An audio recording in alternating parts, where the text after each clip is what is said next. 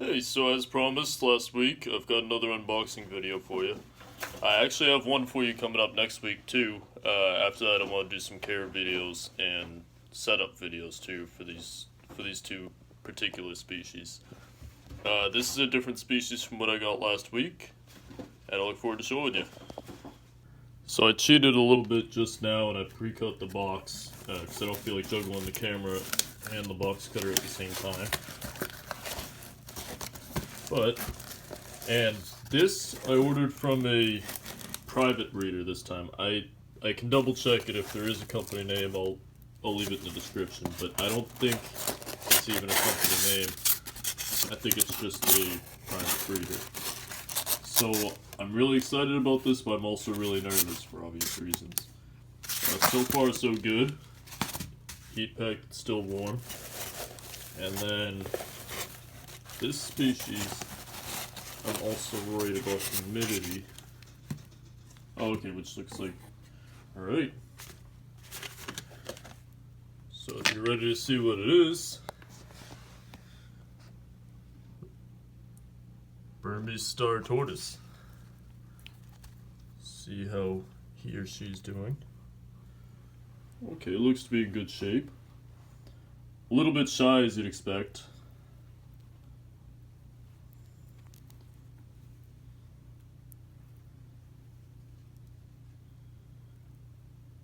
Okay, let me set it down, see if I can get a better shot. I'm really impressed with how this one looks. I hope that's coming out nice in the camera, but the coloring on this one is, I wish he or she would stick his neck out a little more.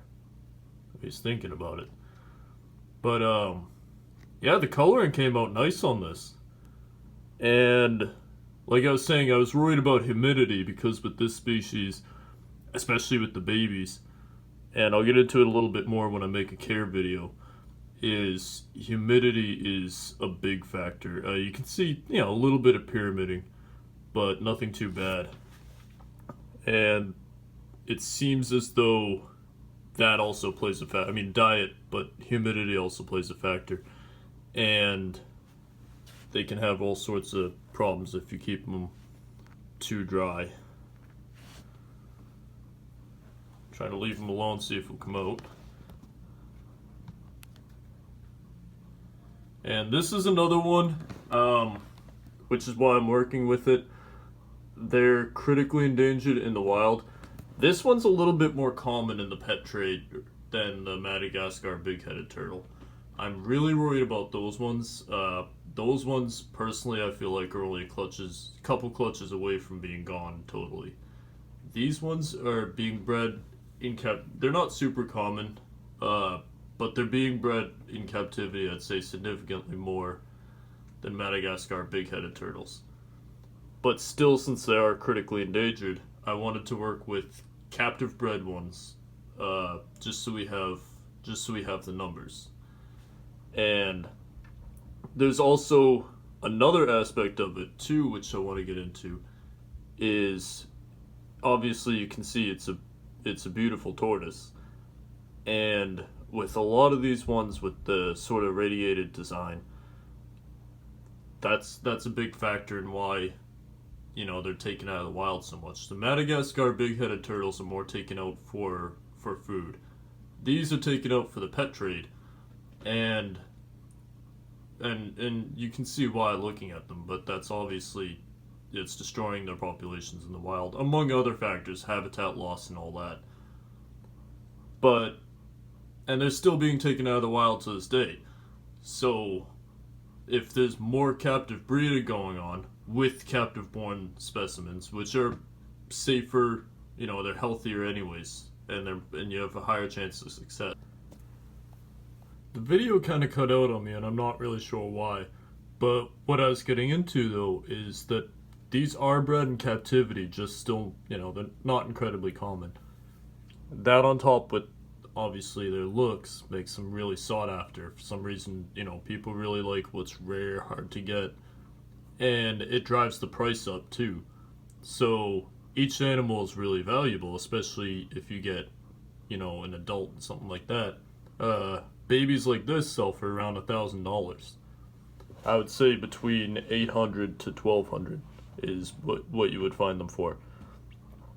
So that motivates people to take them out of the wild, them and several other animals like that. So that's another reason I want to start breeding these is the more that are captive bred and available in captivity, it discourages taking them out of the wild to some extent too, and it might even draw down the value. Not step on any breeders' toes, but it can help with their wild populations. It at least makes it less worth the effort for people to go and take them out of the wild. They are illegal to import here. It's all black market stuff when they are taken out of the wild still.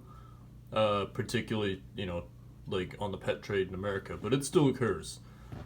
So the more captive bred ones we have, the more it helps like that. But also, if there ever is a reintroduction effort, it's good to have animals like this that we already have in captivity, but it being bred rather than just as pets and not breeding.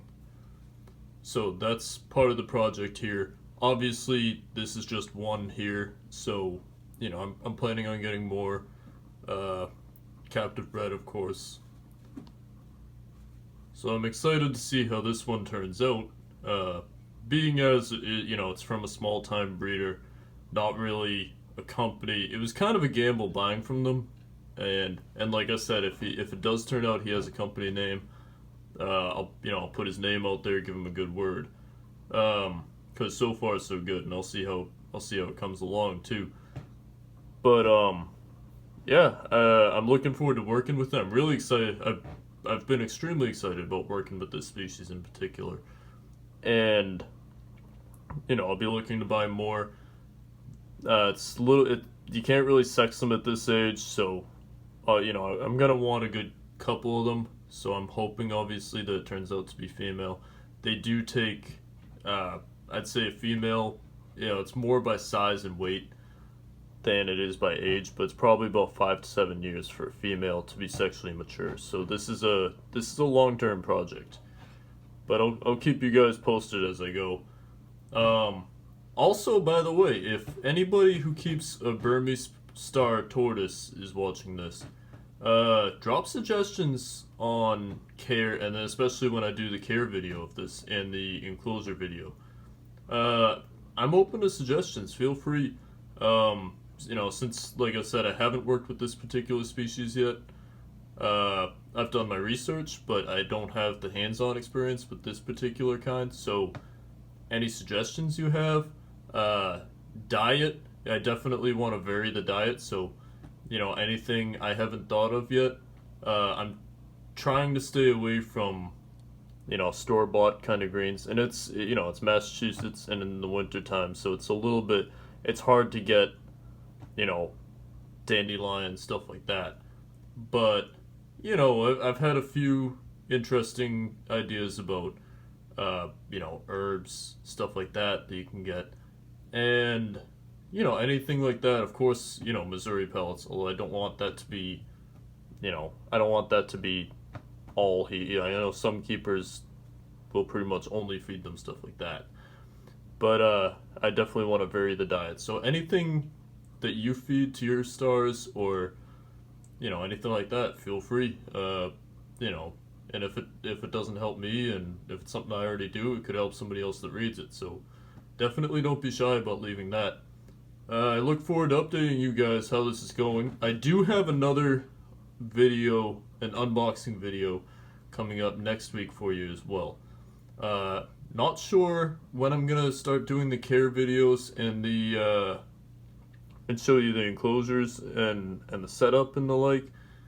I'm waiting to see. Well, I'm gonna want them to settle in. The hatchling's doing well, by the way, the Madagascar hatchling. But same thing. Just haven't really had time to sit down and do a video yet. But that will be coming as well. So until then, I'll see you next time.